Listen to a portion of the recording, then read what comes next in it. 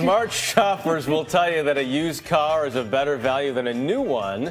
But right now, according to a leading authority on car prices, a new car may be the thing to buy. How can that possibly be true? Let's check it out now with Jack Otter, executive editor of CBS MoneyWatch.com. He's the author of the book, Worth It, Not Worth It, Simple and Profitable Answers to Life's Tough Financial Questions. Good morning to you, Jack Otter. Good morning. Great to be with you. You know when you're a little kid and your mom says, if it sounds too good to be true, stay away. How could this possibly be? Because there are a few things that trump that, but the one that does is supply and demand. And during the recession, for obvious reasons, no one was buying cars. So in 2009, we only sold about 10.5 million cars in this country versus 16 million in the years leading up to that. So now, 3 years later, all these cars would be coming off lease, but they're not there. So the few that are there command a higher price. And as a result, the difference between the new car and the slightly used one is very small. On top of that, you add financing. So with a new car, you get a better deal on financing than a used car because that's a little riskier for the bank, so you pay more. So when it comes down to the actual monthly payment, the difference is negligible. Wow, Jack, I have to say you did predict all this. You did indeed. Some examples, the Subaru Impreza we can start with. Yes, so that's about $17,450 new. That's the real price you pay in a dealership. Well, for about $150 less is the used car. Wow. So when you look at the deal that that Subaru offers on the financing, you're only talking 76 cents difference per month. Wow, the American classic, the Camaro.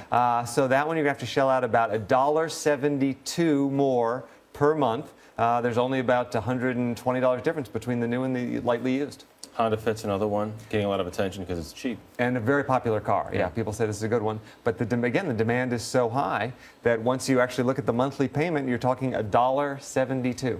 Interesting. I know you also mentioned the Volkswagen Golf. That's actually my favorite car of this bunch. It's a diesel. They get great mileage. Well, the Germans have done really good work with these diesels. So they get up to like 50 miles per gallon in the highway, but you don't feel like you're driving, no offense, a Prius. I mean, it really has some get up and go. And it seems like there's a lot more diesel stations these days. I was driving some the other day and they had, you know, in the GPS, it was listed all the diesel outlets. I almost filled up my car with diesel by mistake. But anyway, so you will have to shell out for the Golf.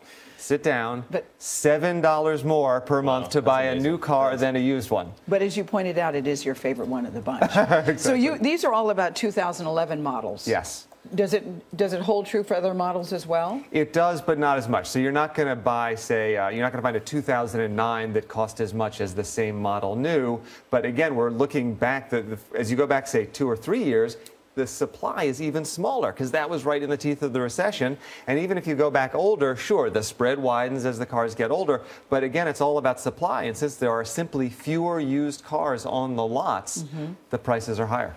I noticed that none of these on the list are luxury cars. Are luxury cars doesn't apply to them? Good spot. It does apply, but where we're really seeing the small differences in the smaller cars, the bigger cars and the SUVs, the difference is a bit wider. But overall, in the whole car market, it's 11% difference between the 2012 and the 2011 models. That's the smallest it's ever been. You must have missed the Ferrari that Jack pulled up in this morning just a few moments ago. That one I did get used. Jack, thank you very much. Good news. This is really good news.